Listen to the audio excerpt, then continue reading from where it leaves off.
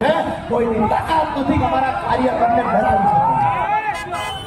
એક પણ કાર્યકરને ડરવાનું નથી. અને મને પૂર્ણ વિશ્વાસ છે કે અમારો ખેડૂત કોઈ ભ્રષ્ટાચારીની સામે ડરતો નથી. અહીંયા એક નવી ખૂબ સારી પીડા છે ભાઈ કે આટલો સમય થઈ ગયો આઝાદીના 77 વર્ષ થયા હજુ સુધી વિસાવદરને બાયપાસ આપી શક્યા નથી. એ લોકો કયા મોટે ફરવા વિસાવદર ભેસાણ જુનાગઢ તાલુકાના તમામ લોકો પીડાય છે. ડબલ એન્જિન 3 એન્જિનની વાતો કરવામાં આવે છે. વાસ્તવિકતા એ છે ભાઈ આપણે શાંતિથી સાંભળો. એ પોલીસ છે, પોલીસનું કામ કરશે. ટ્રાફિક નિયમનનું કામ પોલીસ કરશે. મૂળ વાત એ છે આપણે આપણી રેલીને નિહાળો. આપણે આપણી વાતને ગામડા સુધી પહોંચાડો. વચ્ચે ગોપાલભાઈ ઇટાલિયાએ કેશુ બાપાના આશીર્વાદ લેતો એક વિડીયો બનાવ્યો. અમુક અંધ ભક્તોને એ વિડીયોથી વાંધો પડ્યો કે આશીર્વાદ શું કામ લીધા.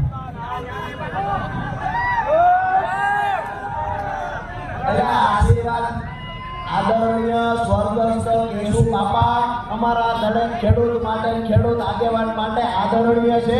અને ગોપાલ ઇટાલિયાએ આશીર્વાદ લીધા. તેમાં ભાજપનું બગડ્યું શું છે? જેને કેશુ બાપાને ભાજપે કેવી રીતે શું વ્યવહાર કર્યો તો આપણે સૌ જાણીએ છીએ. ભાજપ ક્યારેય કેશુ બાપાની વાત કરવા નથી માંગતી. કેશુ બાપાને ભૂલાડવાના પ્રયત્ન કરે છે. જ્યારે ભાજપના નેતાઓ અને રાષ્ટ્રીય નેતૃત્વ ભાજપનું જ્યારે કેશુ બાપાને ભૂલવાડવાના પ્રયત્ન કરે છે એની વચ્ચે ગોપાલ ઇટાલિયા કેશુ બાપાની વાતને લઈને વિસાવદરમાં આવ્યો. ખોટું શું છે? આજે દુઃખ એ વાતનું છે કે વાંધો દિલ્હીમાં બેઠેલા નેતાઓને છે અને બીજા અમારા માટે કેશુ બાપા આદરણીય હતા, રહેવાના છે. અને કોઈ એના આશીર્વાદ લઈ એમાં વાંધો હોય તો એ માંગણીના ઘરે રાખે રંગતાની ચોટ પર કરી લે છે. આજ પણ ગરીબમાં કેશુ બાપાને આગળ કરી બીજી મહત્વની વાત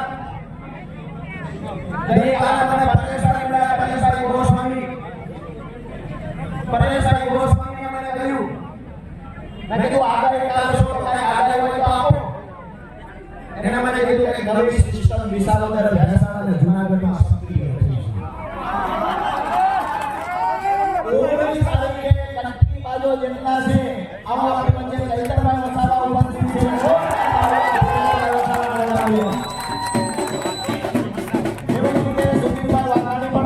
ઉપસ્થિત છે. જોરદાર તાળીઓથી સુધીરભાઈને વધાવીએ.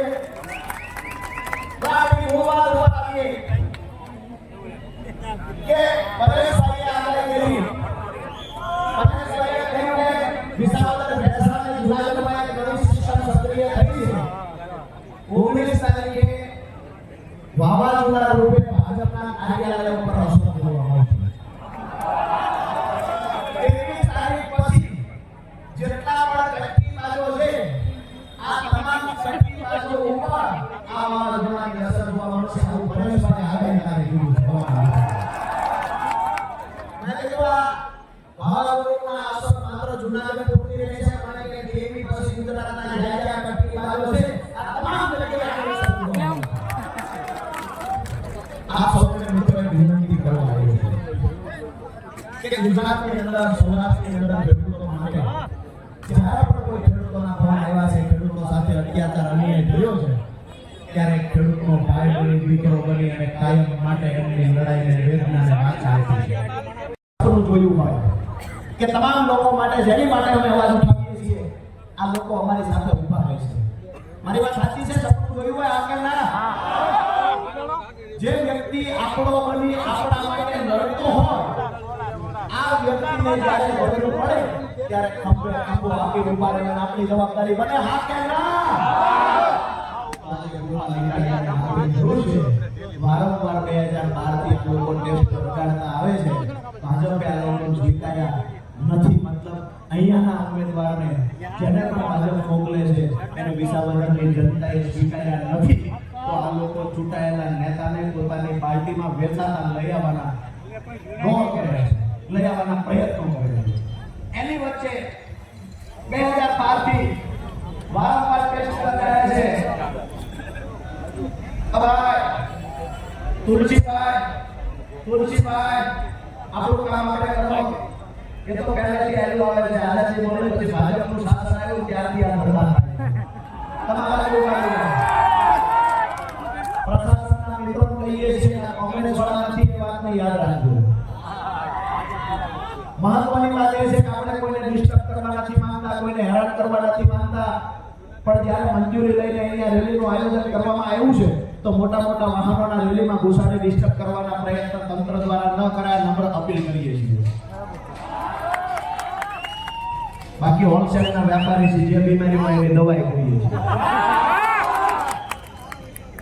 વાત આપણી હતી સપનું જોયું હોય. આજે ગોપાલ ઇટાલિયાએ સપનું જોયું છે બે નોકરીઓને લાત મારી અને ગરીબો માટે, વંચિતો માટે હું લડવા માટે મેદાનમાં ઉતર્યો.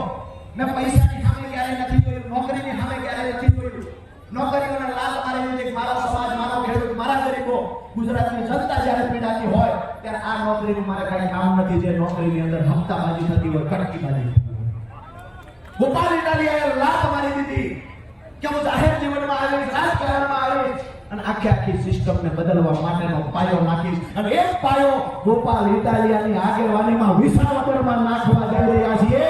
આપ સૌને વિનંતી કરીએ છીએ, ગોપાલ ઇટાલિયાને મત માંગવા આવવાની જરૂર ન હોવી જોઈએ.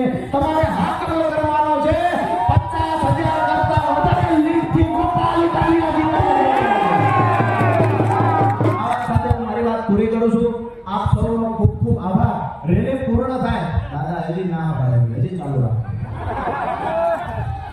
રેલી પૂર્ણ થાય ત્યાં સુધી ગમે એવડો તડકો ગરમી હોય, આપણે એક પણ વ્યક્તિ આમાંથી ઓછું થવાનું નથી. આપણી વચ્ચે પ્રવીણભાઈ રામ ઉપસ્થિત છે. મજબૂતાઈથી જે વ્યક્તિ લડ્યા છે, પરમ મિત્ર પ્રવીણભાઈ રામને જોરદાર તાળીઓથી આપણે વધાવીએ. આ વાત સાથે હું મારી વાત પૂરી કરું છું. આપ સૌને નમ્ર વિનંતી કરું, વિસાવદર વિધાનસભાના તમામ સમાજના લોકો આજે પહેલી વખત હાથ જોડી અને ગોપાલ ઇટાલિયા આવ્યો તો આપ સૌ આગેના ગોપાલ ઇટાલિયા વિધાનસભામાં પહોંચાડશો, ખેડૂતોને લડાઈ મજબૂત બનાવશો. આવનાર સમયમાં વિસાવદર ગુજરાતનો એક પ્રતીક સાબિત થશે. વિશ્વની સૌથી મોટી પાર્ટીને ઘર કરવાનો પાયો વિસાવદરમાં નખાશે.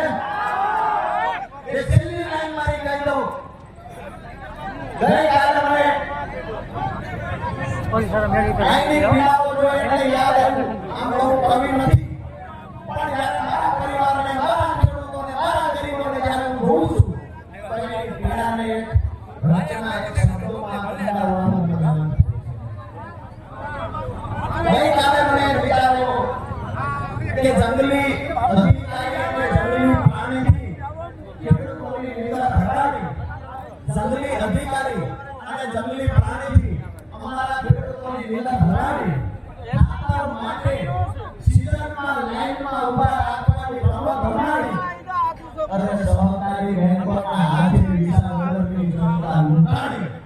આ તમામ યોજનાઓને એક સાથે લઈ અને ગોપાલ ઇટાલિયા મારફતે આપણી વિધાનસભામાં જવાય. અહીંયા આપણા ભાઈ સમાન આપણા ખેડૂત પુત્ર ગોપાલભાઈ ઇટાલિયા જ્યારે અહીંયા ઉમેદવારી કરતા, આજે જ્યારે ગોપાલભાઈ ઇટાલિયાને આપણે વાસ્તે રાસ્તે ફોર્મ ભરવા માટે, એમની કંકોત્રી લખવા માટે જવાનું છે, એટલે કે લગ્ન લેવા માટે જવાનું છે. અને જે વિસાવદરની જનતાનો ઉત્સાહ જોઉં છું એટલે મને એવું લાગે છે કે આ સ્વયંવરમાં સામેના મુરતીઓ અંદરો અંદર પાટવી આવે છે. આખું વિસાવદર બેસા અને જુનાગઢ તાલુકાના ગામડાઓના એક જ વાત છે કે અમારો ભાઈ ગોપાલ ઇટાલિયા, અમારા ખેડૂતોનો દીકરો ગોપાલ ઇટાલિયા, જેના પર આખા ગુજરાતના યુવાનોની નજર છે, જેના પર આખા ગુજરાતના યુવાનો ગર્વ લઈ શકે છે, આ ગોપાલ ઇટાલિયાને એક વખત વિધાનસભામાં ગર્જના કરતો જોવો. અમારા ભાઈ ચૈતરભાઈ વસાવા વિધાનસભામાં જોરશોરથી લડે છે, ગર્જના કરે છે. સુધીરભાઈ વાઘાણી હોય, હેમંતભાઈ ખવા હોય કે પછી અમારા બોટાદના ધારાસભ્ય ઉમેશભાઈ હોય, આ તમામની વચ્ચે એક નવો સાથીદાર એમને મોકલવાનો છે અને જોવું છે કે 5 પાંડવોની સામે પછી કયા કૌરવોની તાકાત છે જીતી શકે. ઘણા લોકો કે 56 ની સાચી છે, 36 ની સાચી છે, લોકડું ઢીકડું છે. અમે કહીએ છીએ કે 160 વિધાનસભામાં બેઠા છે, એ 160 ને લાકડી લઈને ચરાવવાનું કામ ગોપાલ ઇટાલિયા કરવાનું. બીજી મહત્વની વાત કે આપણા ખેડૂતના દીકરાએ જુનાગઢ ડોક્ટરને બતાવવા જો વાસ્તવિક વાત કરું, જુનાગઢ ડોક્ટરને બતાવવા જો ડોક્ટરે કહ્યું કે પ્લેટલેટ કાઉન્ટ ઘટે છે, દાખલ થવું પડશે. ડોક્ટરને કહ્યું છે કે મારો ભાઈ ગોપાલ વરરાજો બની જાય છે, આ સમયે દાખલ ના થવા.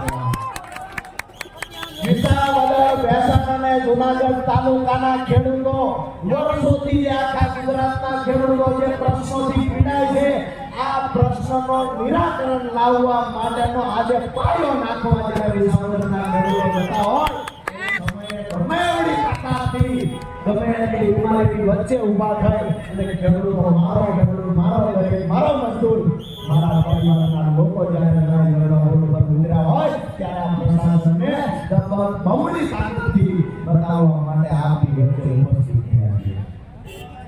બીજી મહત્વની વાત, ખેડૂતોના ઘણા બધા પ્રશ્નો છે. આપણે જાણીએ છીએ 160 ધારાસભ્ય હોવા છતાં વિધાનસભામાં આપણો કોઈ પ્રશ્ન ઉઠાવતા નથી. સરકારમાં બેઠેલા એક પણ કમોસમી વરસાદથી પાક નુકસાન થાય એક પણ વ્યક્તિ અવાજ ઉઠાવતો નથી. જ્યારે ચૂંટણીઓ આવે છે ત્યારે નાટકો કરવા માટે અહીંયા આવી જાય છે કે અમે ખેડૂતોના હિતમાં નિર્ણય લેશું, ખેડૂતોની આવક બમણી કરશું, 15 લાખ રૂપિયા ખાતામાં આપશું, કાળું નાણું પાછું લાવશું. આ બધા વચનો આપવામાં આવે ને, આખી દુનિયાની સૌથી મોટી પાર્ટી હોવાનો ગૌરવ કરતા નેતાઓ આખી દુનિયામાં સૌથી મોટા ફાંકા મારતા નેતા સાબિત થયા છે. અહીંયા જેવો ઢોલ વાગ્યો, ભાઈ આજુબાજુની વ્યવસ્થા કરશે, રેલી મંડળી વ્યવસ્થા કરશે. આપણે રેલીને સાંભળો, વક્તાઓને સાંભળો. જ્યારે અહીંયા ઢોલ વાગ્યો એટલે તરત જ બધી પાર્ટીઓના નેતાઓને એમ થયું કે અમે પરણી લઈએ. અહીંયા વિસાવદર વિધાનસભાનો ઢોલ વાગ્યો તો કોંગ્રેસમાં વર્ષોથી જે ગોરડા ડોહા હતા એને એમ જો ગમે કોણ લઈ જાય, આ ઢોલ અમારા હાથમાં વાગ્યો. એટલે આ ઢોલ ગોપાલ ઇટાલિયાના ભજનનો વાગ્યો છે. તમે મોરીમાં આવવાનું બંધ કરી શાંતિથી બેસી ગયો. કોંગ્રેસના રાષ્ટ્રીય નેતા આવે એવું કે કોંગ્રેસમાં અડધાથી વધારે ઘોડા લગ્નના છે, રેસના ઘોડા નથી. ભાજપ સાથે મેમો મળેલા છે કોંગ્રેસના નેતાઓ. 4-5 દિવસ પહેલા કોંગ્રેસના ધારાસભ્યએ એવું કહ્યું કે ગરીબો માટે, વંચિતો માટે કોંગ્રેસના નેતા અવાજ ઉઠાવતા નથી. તમે અવાજ